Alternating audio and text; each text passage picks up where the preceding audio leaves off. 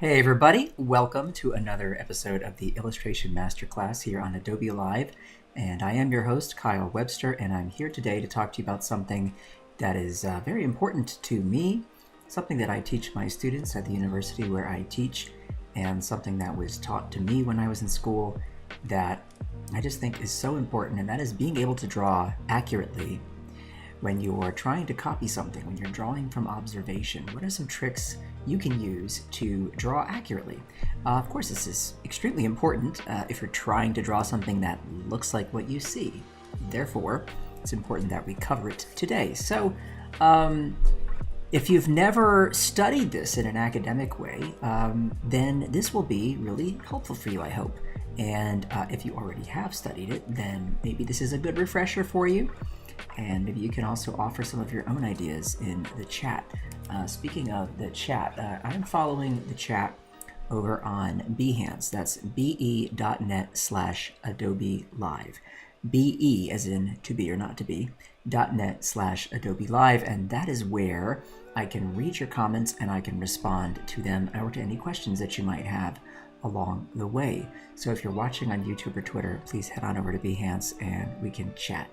So hi to some folks here. Froha's here, hi. And Christelle and Wade and Cryo and Steve and RB. Nice to see you all. Hi, Umacorn. Nice to see you as well. And I see, who did I miss? I missed somebody along the way there. My apologies. Mercurial, hi. And anyway, it's time for us to get going because this is a very important topic and I want to get right to the drawing. So let's do it. All right, so you see on my Photoshop screen here, what I have is a photograph of a woman reading a book, holding a pen. If I were going to try and draw this from observation, how would I go about doing this? So let's check this out and let's make it happen. All right. First things first, I'm going to be using a pencil to draw with. And the pencil I'm using today, right here, is a very simple but very practical brush that you can use in Photoshop, and it's called Perfect Pencil 1. No one ever accused me of being modest when it comes to naming the tools I designed. So I apologize. You have Perfect Pencil 1, Perfect Pencil 2. They're similar to one another, but not totally identical. If I were to make a mark here with the Perfect Pencil 1 next to the second one, you'll see that the Perfect Pencil 1 is just a little bit rougher, and that's just how it is, okay? You know, on second thought, I might draw with this second one. Yeah, I think I will. It's not going to make a huge difference. But there are plenty of pencils to draw with here, and they are in the Mega Pack drawing box. Kyle, how do I get the Mega Pack? Tap on this little drop-down menu in your brushes panel. Come on down to where it says Get More Brushes, and Bob's your uncle. It's going to take you to a nice page where you can sign in with your Adobe credentials and grab over 1,900 custom brushes, and you can play around with those. All right, so back to our drawing. So here is our subject. Now, if I wanted to draw this, a lot of people, if they've never studied drawing in an academic environment or learned about how to draw accurately, they may do something like this. They might say, all right, well, I'm going to start with that eye over there on the right, and then I'm going to try and draw that nose over here, and try and draw that eye over here, and, you know, start there and just keep on moving and say, okay, there's my chin, right, and there's that mouth, and I'm going to move on up, and there's that hair, etc. And they're going to try and do the drawing like this. Now, I suppose that could work for some of you all, and that's fine. That's not how I do it, and that's not how most people do it. Okay, here's what they do instead. So let's abandon that method. First thing I want to talk about today is working big to small. Big to small. So for me to have started that drawing right with that eye on the right side, I'm literally drawing one of the smallest shapes in the entire piece. First, this is not how you do it. No, folks, if you want to work quickly, and this is important too, is being able to work fast and efficiently so you have fewer and fewer mistakes to correct down the road. What you want to do instead is look at the drawing from head to toe. I say head to toe because it's a human, right? But really we're talking from the top to the bottom of the entire area that I'm trying to draw. And the first thing I do is I look at that and I say, okay, now as a shape, we'll zoom out here so you can see this more clearly. As a shape, it is longer, or rather, excuse me, taller than it is wide. So that's the first observation that I will make about this thing that I'm trying to draw. And it's important also to mention that this method of drawing is great because you can apply it to any subject matter. So it's not like you're trying to draw specifically people. And when I draw people, this is how I need to think. Versus when I draw, say, a car, this is how I need to think. No, the beauty of this method is that you apply it to everything. It works for any subject matter. It's a very basic system, and that's what's really nice. It's universally applicable to the subject matter you're drawing, okay? And so, again, first observation is that I'm dealing with a shape that is taller than it is wide. Now, when you want to decide what is that relationship of height to width, one of the easiest things to do is to sort of draw a bounding box or frame around the general thing that you want to draw. All right, now for this person here, what I could do is just kind of sketch something like this and say that's kind of about what I'm observing for the main figure. And then as I do that, what I can start to do is with this larger shape, the biggest bounding box I can draw for the entire subject, I can then start to sort of subdivide or break up or divide that space in a useful way, in a practical way that will help me to measure, okay? So one of the first things I can observe is that we have a really helpful line of division in this drawing, or rather in this photo, that's already there for the taking. Sometimes you have to invent these lines. You have to subdivide, and work into halves and quarters and try and find something that lines up with each of these subdivisions. Okay, and that's a very, very good way to go, right? But what I'm going to do instead, before I do that, is I'm going to make an observation about this person.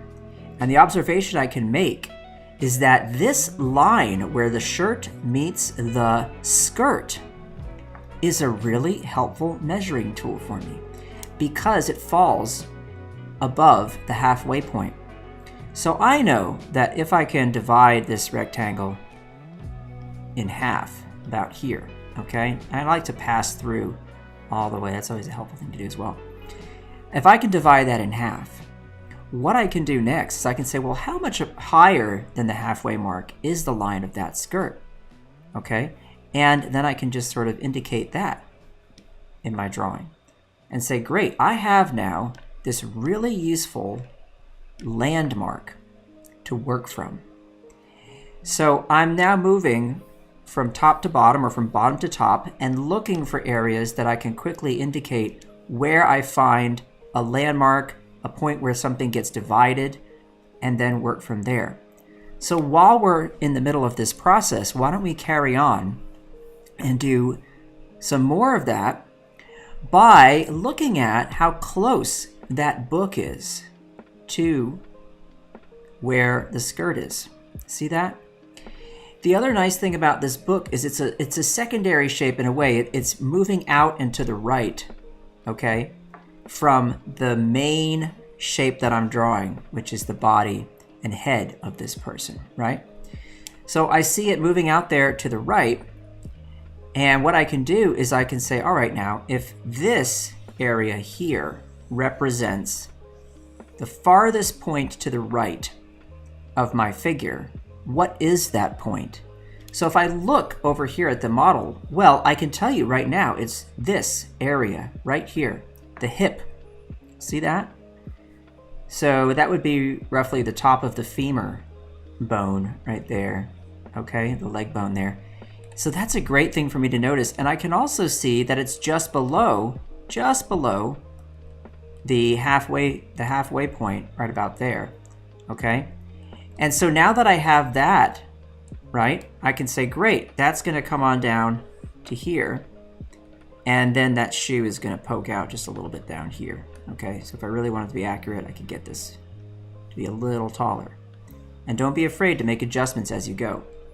But now that I know that this here, this area, okay, is the farthest point to the right, I can then start to compare other things like the dimensions of the book, or the points of the book where there is a change in direction, like this corner, that corner, and the farthest corner out here, right? I can do things with the book, but I can also start to align other parts of the body along this vertical. So this is one of the first things I want you to think about when you are doing this kind of drawing, and that is alignment. How does one area of your subject align with another area of your subject? Okay? And because I know this is the point that's the farthest to the right, I can use this line here as another measuring device and start to push inwards from this line to hit other landmarks. For example, look here, okay? The shoulder. Now, if I were to divide this entire space, this entire rectangle, into quarters, remember we did this a moment ago? Let's go ahead and actually do that. All right, so I'm going to do this. Here we go. Kind of get that into quarters. What I find is that that shoulder is just above the line where the top quarter and the second quarter are divided. I also then can look vertically. I can say, okay, I'm going to travel from this outermost point on the right inwards and then up. See this? 1 and 2 to catch about where I think that shoulder is going to sit. Right about there. All right, so I've got that angle now.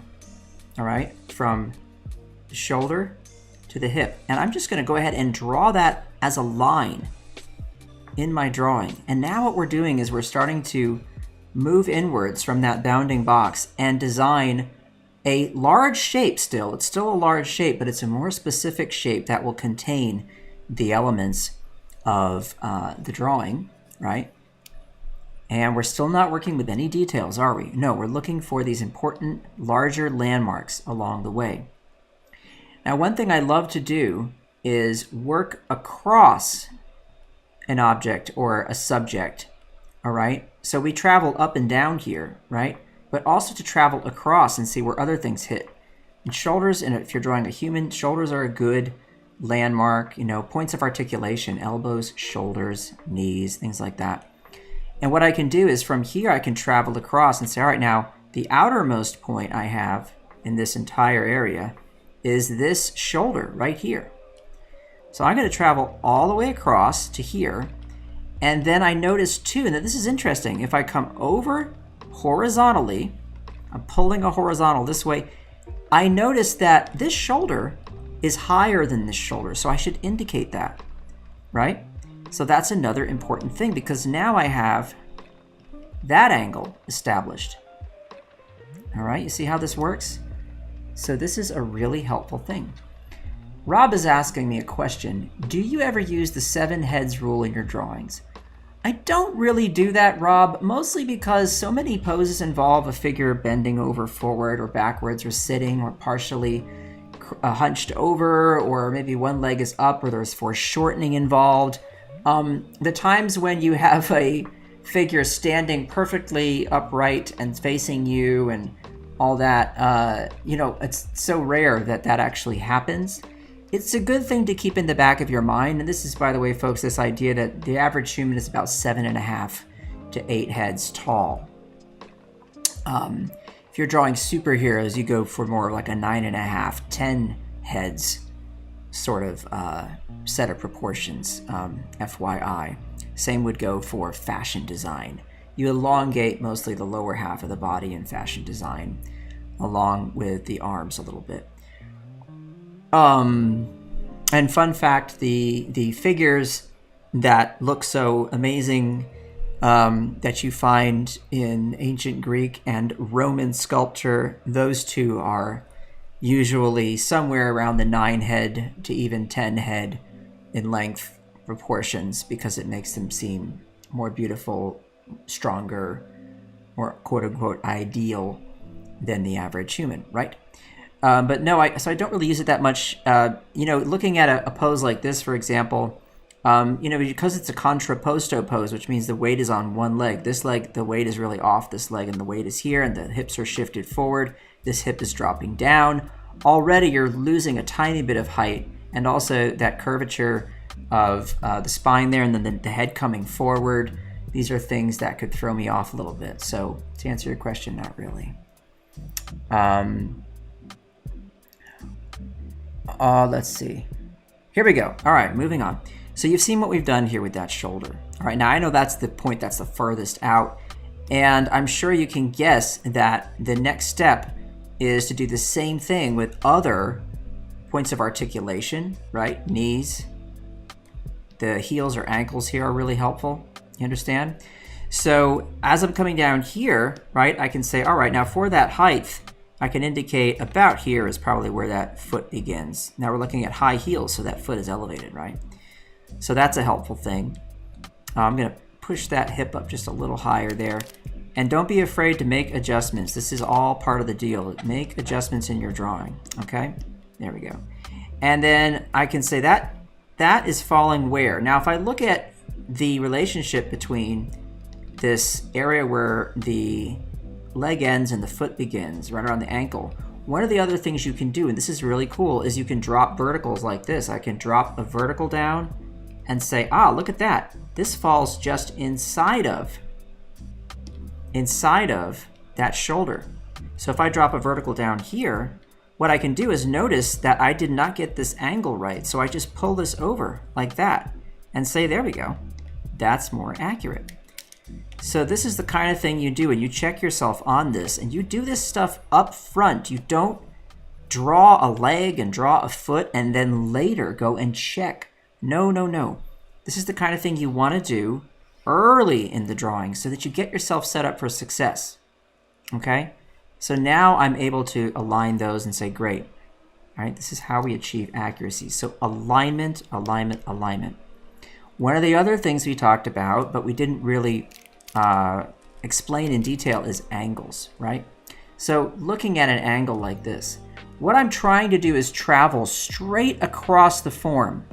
Now, when you're drawing anything, okay, whatever the thing is that you're drawing, there's going to be complexity along the way when you're traveling from one point to another.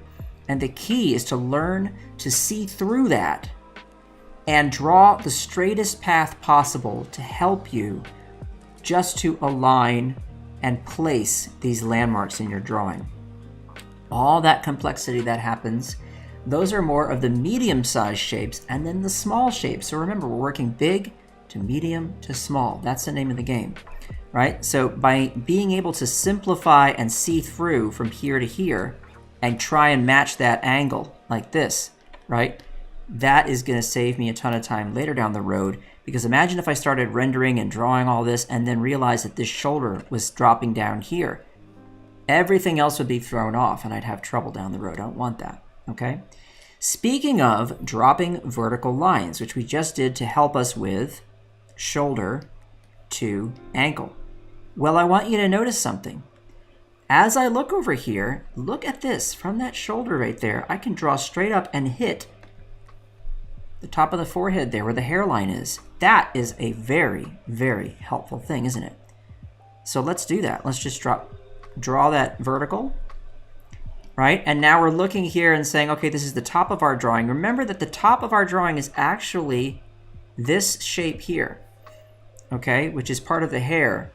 And that hair is sitting up on top of the actual cranium. So we don't want to draw the head like this big, right? That would be inaccurate. So just keeping that in mind, what I want to do instead is just indicate that shape. Now I don't know exactly where to put it, right? What I just did there was just me randomly guessing. So how would I actually do that accurately? Well, again, because I know where the front of the head is, okay, I can look at this total height, right? And I can look from shoulder to the top, 1, 2. And here's the cool thing you can do is you can subdivide again. So if I look from here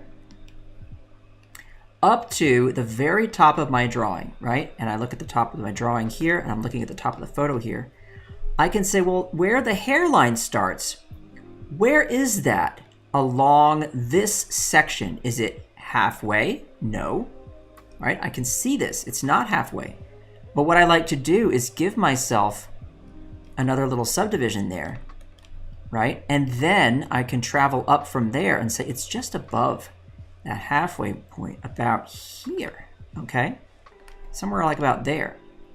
So now that I know that, now I can draw an angle like this, right? And notice there is a curved area here, but I'm trying to just draw right through that to where that shape is there for that sort of bun at the top of the head, right? And then I can follow again down this way, and I have this other landmark here.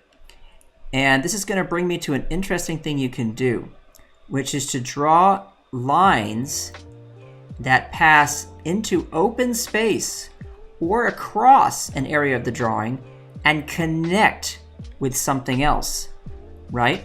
So as I do this, I notice, hey, look at this. I can pass through here, right? Like this. See that angle right there? Ba-boom. Try to match that angle over here and say that directly above this point, this shoulder, okay, and then a little bit to the right, I'm getting part of that hand right there. So that is helping me to get that placement right. Then I can do things like this. I can travel over this way and say how far between the hand or the end of this pen, if you like, right? That's like nice because it's an actual line in the drawing. Just throw that little pen in there like this. How close is the tip of that pen to the back of the neck right there? It's about like here, right? So you see what we're doing? This is how this whole system works. It's so useful. I've got this line here, and that is going to be above the hand. So I look at my hand here, I travel up, I double check here, see how I'm doing, right? Now what about the face? Again, lots of complexity here, but I just want to draw a line straight down to this point where the shirt and the skin are separated from one another, right? We see this V shape here. Look at this angle. If I do this, see how that passes right through, right? Now I can do that on my paper, and I can do it in such a way that I look and see how much further below this landmark is this point here. So I travel down and travel across, and then I try and match that angle, right? So I do this, boom. And then I basically hit that spot right there. And then again, you guessed it, I travel up from there and see what it hits to see if I got it right. So as I go up, this needs to be over a little more to the left. As I go up here, see, this is the thing, you can check yourself. And up we go. And I should get, right there, almost the back of the ear, okay? So just barely inside of that. And I can see that that hairline right there, there we go, is going to overlap with that ear right about there. And then I can check the ear against the hand. Do you see how we do this? So I'm getting a little bit into details. We don't want to do that, but I just want to show you how this works, how this system is so useful. Traveling up from the shoulder, I've got that distance to the chin, so I can just knock that in. There we go. Like so. And then I can feel good about where that is for now. Okay. Coming back to this arm, I've got this elbow right here. And that elbow I'm noticing, right? I can actually kind of draw a line almost from here to here to get that. So it's kind of like this, right? Need to change that angle. Hang on a second. Here's my point where the shirt is. So that's this. And then this is more kind of like this. There we go. And then out and up. And it's just inside of there where I get that section of the elbow right there, right? And then if I were to travel up from here, it starts where that neck starts to curve right there. So I know that that needs to come over a bit more like this. And that's just going to connect. See how that comes right on down to the shoulder like that? Whoop, whoop, whoop. Very nice. And then I can also do things like look at the distance from here to here, kind of get that angle for the shirt. Drop down from there, and I see, okay, that elbow's got to be a little lower, so I just plop it on down there, right? And then bring it up. And there's that hand. You notice that your drawing takes on this appearance of having a lot of marks. What you can do is, as you go along and you feel good about the measurements you're making, you take your eraser, and you can do this digitally, or you can do this, of course, traditionally. It doesn't matter how you do this. When I'm teaching this at school, I'm teaching this with charcoal on paper. Same exercise though, there's nothing different. And you can just knock stuff back like this, right? You can knock it all back, and you can start to see how things are mapping out, right? So we have angles, we have alignment, and we have measuring, where we're measuring distances. And it's important to say again that this is comparative measurement, all right? It's not just measuring for the sake of like guessing, well, that's halfway between this and this and this. Sometimes the comparative measurement is what you're using, and that is comparing the length of one thing to another, or the angle of one thing to another. Where do you find parallels, for example, if you can find parallel angles? Now this area here that I drew, well, look at this. It's parallel to this angle down here where the leg is. That's an important thing for me to note, okay? Because I might have to later be like, all right, cool. You know, I'm dropping down here. I've got this leg here, right? And just to keep things simple, I just carry that leg up because I see that's mostly a vertical sort of an action there, right? And I also noticed then, see how we subdivided this into two halves, this bottom area here, the bottom half of our figure. We subdivided it into two halves. Get that down a little bit there. I look at these two halves and I say, now about where does that knee sit? You know, so I look at this, I look at this, and I say, well, you know, about in that position there. And notice how from this traveling upwards here, right, the knee is going to come over the inside of the calf there and hit about probably here. And I remember this line here, so I just kind of echo that angle there, and there we've got the same kind of angle right there. And that helps me with that, okay?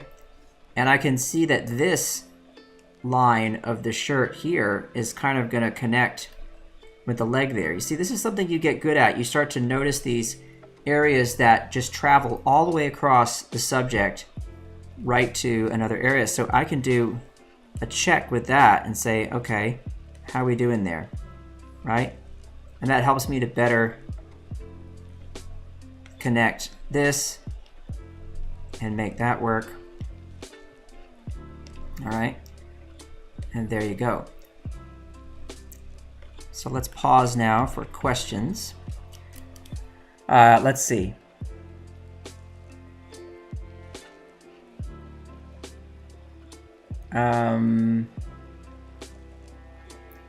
Hey, Frank's there. Frank, I mean, sorry, Frank. Wow, it's late for you over there. Yeah, Wade is right. In real life, those standards don't usually apply really. Not as strictly anyway.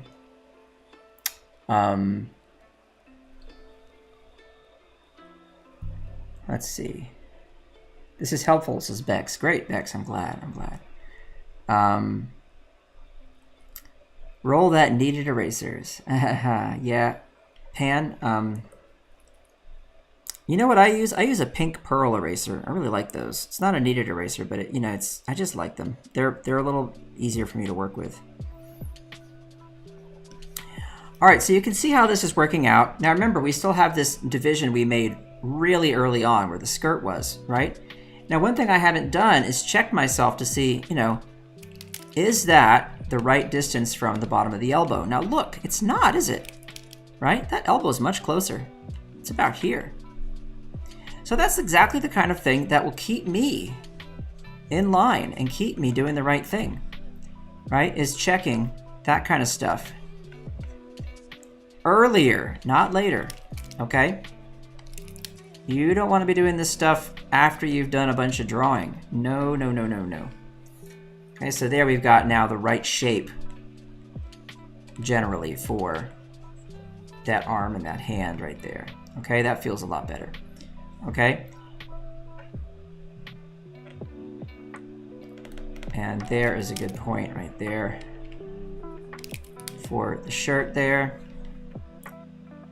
And on this side, it comes over and then straight up. And we come out to the shoulder.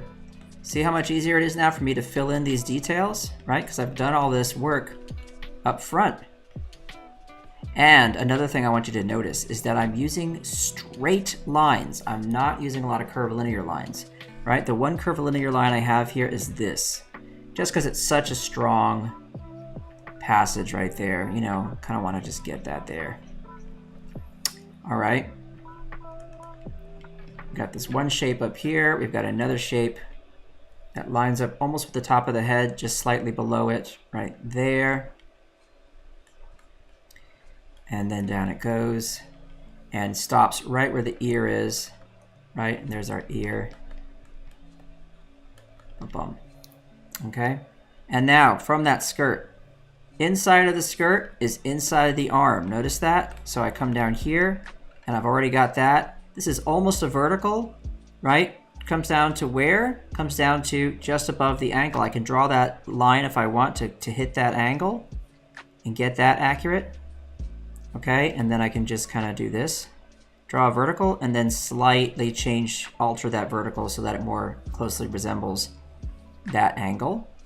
Okay, see how the shirt puffs out here? I can connect that, 1 and 2. All right, it's all coming together now. This is what I like. This is what I want to see. Distance from knee to top of skirt. Knee to top of skirt. Where does the front of the skirt fall? So I look at that total distance, and then I'm able to I'm able to accurately, draw that in there and say, great, now what's that angle coming across, right? So remember that our skirt starts here, and now we have that further out point. We can connect this way, 1, and down, okay? And I can then look at the angle of the skirt from here. So here's the skirt. We angle out this way. We come almost straight down. And then we cut across and start to move in this direction. And it stops right about halfway between these two bottom sections right here, right? So I can just do that, just draw that as a straight line, right? And then we pick up the rest of the skirt down there, like that. Okay? So, is this making sense to everybody? Is what I'm doing resonating with you? Is this helping you? I hope this is helping you.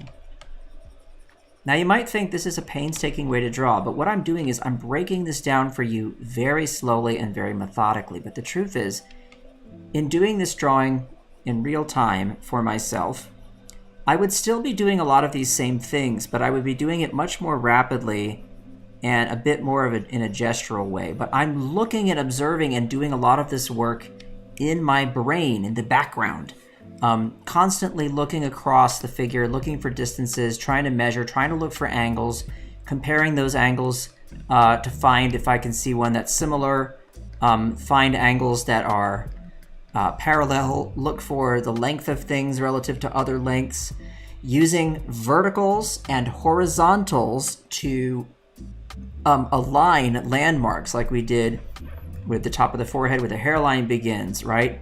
Passing almost right through where that skirt is, right there. And then passing again, where? To the outside ankles, zing, right there. See how nice that is to be able to line those things up, right? And then subdividing the larger space into halves or quarters or thirds, however you want to do it, so that this is really going to make you draw more accurately.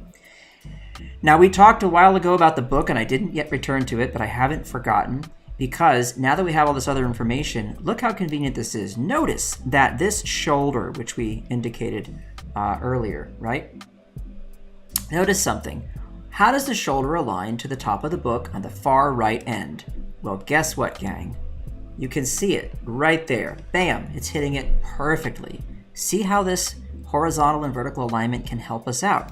So there it is, right? Now, how far out is it from there? Well, here's another cool thing I can notice. The distance from the shoulder to the left of the figure, the distance to the right of the book, well, holy cow.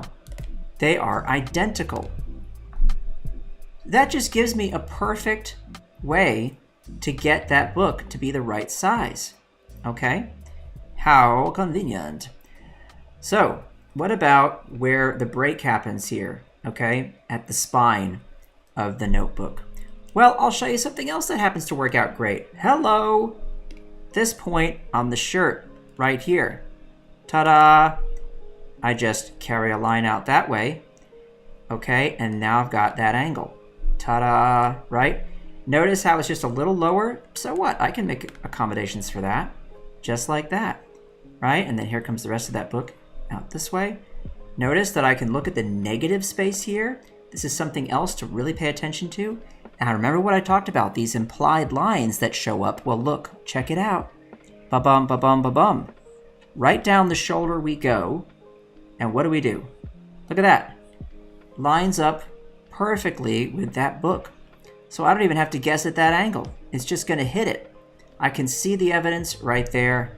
I can see this negative shape right here. Pay attention to negative shapes, folks, okay? And I can simply copy that negative shape in my own drawing. And knowing that I've got that distance now, I've got the book. So there is one half of the book, the other half, the spine. Look at this angle. It's not parallel to this. I take note of that, right? And I draw accordingly to make sure that that's accurate. See this? It all starts to get easier and easier as you go from big to small, because you can really start to notice where things line up with each other, where the landmarks are, how to get things the right height, how to get things the right width, etc., etc. And the great thing about this is everybody can learn this. This is not something that is reserved for some quote-unquote uber-talented genius artists out there who draw everything perfectly. No, this is a system that everybody can learn. And the good news is, the more you apply this system, the more it gets baked in and becomes something that, as I mentioned earlier, you're just doing in the background. It's happening all the time. You'll start to see the world differently. I really mean this. You'll start to look at things and say, hey, look, I noticed how that part of that object aligns with that part of that object. I noticed how that section of that object is half the length of the total length of that object. You will start to subdivide and notice angles everywhere, and especially as somebody who draws a lot, you're really going to be internalizing this and starting to apply it, and it's going to make a huge difference in how you draw, I promise. Don't expect for it to just overnight be a thing that you're doing really well. It does require practice like anything else. But you really can train yourself to do this more quickly than you think. And best of all, and this is really important, folks, what this does is it gives you a method for critiquing your own work that only uses practical and useful vocabulary for when you need to fix things. Here's an example. Kyle, I drew this face and the nose is all messed up. When you say that to me, you're using negative terminology, you're putting yourself down, you're saying the drawing stinks, messed up, the nose is messed up. But here's a question. Is saying the nose is messed up descriptive in any way, shape, or form, in a way that I can actually use that information to make a change? No, it's not. The difference would be this. Kyle, I know that the nose I drew is wrong. And then I say to you, how so?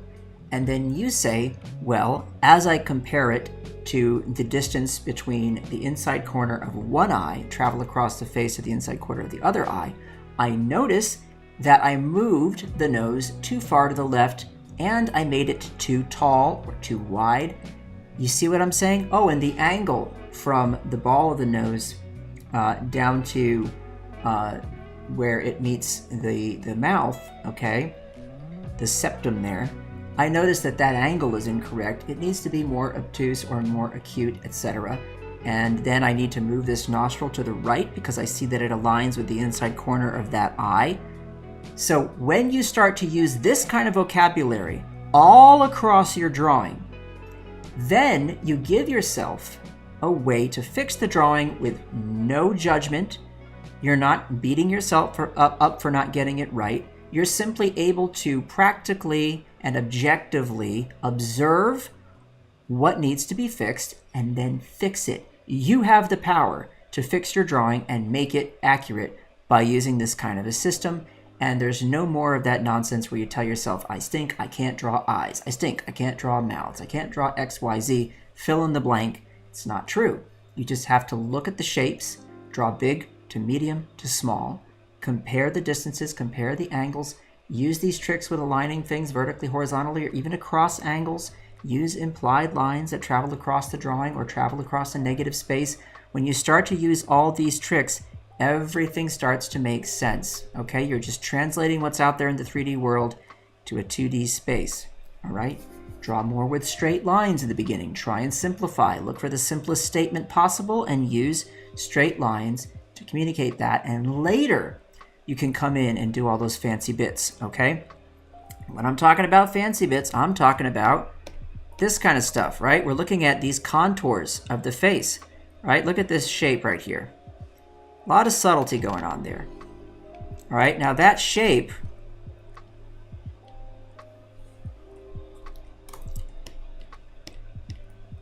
right here, look along this. That requires a lot of measuring and a lot of measurement and a lot of careful drawing.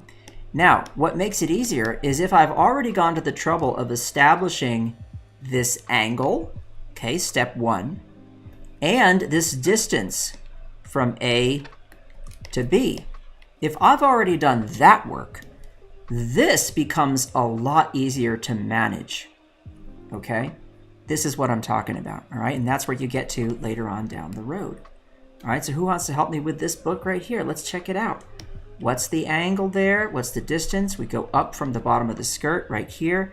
We travel out a little distance. How far over? Well, here I can see where this landmark is. If I drop straight down, I see I come over to the left, right? How far? Well, almost halfway the distance between that point and where the shirt is, okay? And since I've got my shirt right here, okay, and I can travel up this way, and I can travel over to this landmark here, I can come halfway between 1 and 2, and then I can hit that book right there and say, there's that spine, okay? Right about there. And then I can just do this, connect that, okay? Get that a little lower. I can observe and I can make corrections. This is the great thing too.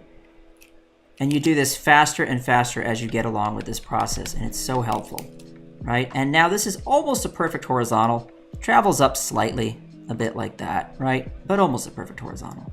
It comes inside of the boundaries, right? And I know that this shape, this negative shape we drew out here, is already going to give me information about completing that cover. So there we've got that book, all right? And why don't we just do this? Here, check this out. You know, you can't do this with paper, but it's just fun if you're drawing digitally to just do stuff like this. Come over here and see how well you did, right? So look, I'm off a little bit on this angle right here.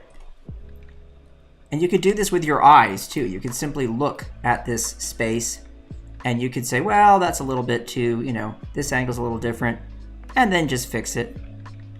Just like that. Okay? Now, what did I not say to myself? Oh man, you messed up on that book. Right? Saying something like that, is that helpful? No. So you get the book better. There you go. Bingo. Right? Simple as that. Such a practical and useful way to draw here, folks. All right, now, we could carry on and we could keep doing this, and I do want to do more of this. I have another subject to look at for you, all right, which I thought you might like.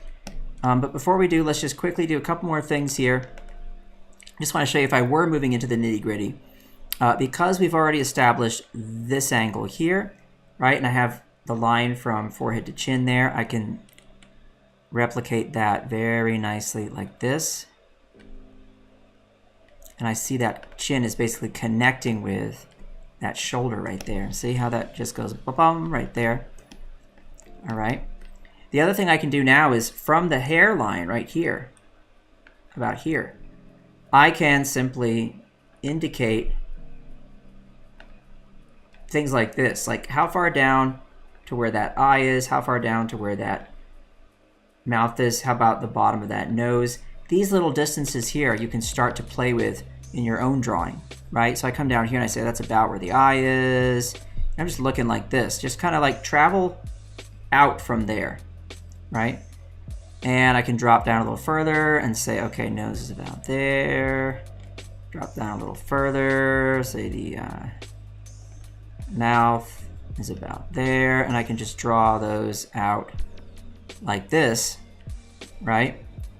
And I still haven't gotten to any of the contours in the face yet, not this section, because I don't want to yet, not yet. Because now what I want to do is measure things that travel across the center line of the face, right? If you have anything that has a nice center line where you have symmetry involved, this is a good thing to do. So I can say, all right, so I know that I've got a corner of the mouth here, and I start to notice, oh, hey, this head is tilted. So all I do is just draw lines across from this point, okay? Just knowing that that's going to be the angle I have to deal with later, okay? By doing that, I can easily come back to it, and I can get things lined up nicely. That's gonna really matter, okay? So there's an eye there. And there's an eye there. And I want to make sure those eyes are in line with one another correctly, right? What about here? The bridge of the nose is a perfect vertical. How convenient. Drop that down. I say, good, I've got that. Corner of the mouth, where does that line up? Right underneath the inside of that nostril. Ta-da, there it is, bam.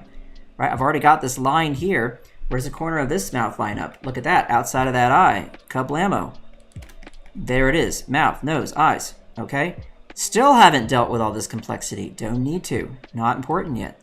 Still just messing with getting all this stuff to be the right size, etc., etc. Right, you're just mapping it all in, right? Traveling across this way, what do? I hit the middle of that ear. That helps me get that ear more accurately placed. All right, so I can erase away that right there, and I can say, boom. Pop that in right there, right? Place that, kablam, and up we go. And that helps me to get that in the right spot. Okay. See how we're doing that? All right. So I hope you're getting the picture. I hope you're excited about this process. And yeah, it's really great. When you discover stuff like this, you're just going to be so happy. You're going to find yourself immediately seeing things differently, you know, and that's just a huge part of the deal to getting to where things are accurate, is just seeing them in this way, right? So, ba-bum, there's a shoe right there, right? A shoe right here. You can compare those angles. Just drop that down here, and up we go, right? So let's compare the two there. Looking pretty good, looking pretty good. Here, I'll do this. I'll get rid of all these lines on top of the figure, and we'll go ahead and we'll knock back the opacity on our figure just a little bit here, 40%. And then we'll take our line art and we'll change the color to like a bright red. And I'll just slide it over. And you can then see how you're doing with everything, right? That is pretty close. Now, look at here are some areas I can see where I need to work it out. Look, down here, right? I need to remember that that foot lines up with the skirt. See that? That's easy to observe. And I could have observed that and not just guessed, but I guessed. And you see what happens, right? You can't do the guessing, right? Because that's what's going to happen is you think something's in one place, but you always have that ability, and this is the best part, you can always check just by looking, right? So if I had this photo in front of me or this model in front of me and I saw, oh look, there's a vertical line dropping from the skirt like this, and I've got my skirt here, on my paper I just go, oh well, that's where it is, right? So I need to know that, and I need to respect that and get that correct, okay? And that's how you do it. All right, so quickly, let's take a look at something else. Here we have a tiger. What do you do, folks? Give yourself a bounding box, right? Is it taller or wider? Let's see. It is wider than it is tall, right? But not by much. So I know I can see that as I'm drawing. So that's really kind of the shape I'm dealing with right there.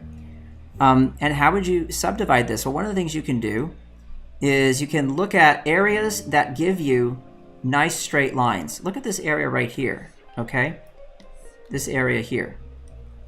Now, where does that fall along the way? So I can look at the total distance here, and I can say, all right, so I'm basically dividing this into kind of thirds, right? And along that first third is where I'm hitting the back of that arm right there. That feels pretty good. And then from this outermost point here, okay, this is the point right here where the head is, I can see that I can divide this space, right? Divide it in half, and then in half again. And what's that giving me? That's giving me kind of little head measurement right there, okay? And from that corner of the head, right, coming from the inside, look at this nice angle I'm getting down to the foot right there. So I just say, yeah, that's going to help me get the placement, of those feet right there. Because I've got one paw like here and another paw here. And that's going to be how that works, okay? And up we go from here, bum, bum, bum, bum. Right, I'm traveling up now. I'm going to speed this up so you can see how I'm doing this. See that angle there? Bam. I just hit that, like so. All right, I bring this in a little bit. Okay, I look at the head, and I notice that from the inside of this, I can travel up, and that's going to cut off that head right there. Get that all in its spot right there. Travel around here. It's basically like a hexagon, or octagon, I mean, right there, right? And I've got one ear here and one here. See how quickly we can go? What about this shoulder? That lines up with the eyes, and I can see the eyes are about here. So I can pull that out for that shoulder. Bam. Okay, and on down. What about this angle here? Right? I just look at that and I say, how far along does that go? It goes about this far. Right? It's going to connect basically with that eye right there. So I've got an eye about here. I can connect that and travel back this way. And then at about that last third, it levels out. So I hit that, level that out. Okay, and then it dips down again. So we go out, over, down, across, right? And then there's that tail right there. Okay, and then for this section here, well, I can travel up from the leg, and right where this angle is here, I can cut all the way through, just come down. And I see that that changes before we get to this change here. So I account for that change right there. Okay, and then straight across this way. There's that tail. I estimate the width of that tail. Come on down this way and down this way for that leg and another leg right there. Okay, I look at this negative space right here between the legs and I go ahead and I compare that shape I've got there. That looks pretty darn good. There you go, folks. That's how you do it. Try it. I hope you love it. Have a great weekend and I'll see you next time. Take care, everybody.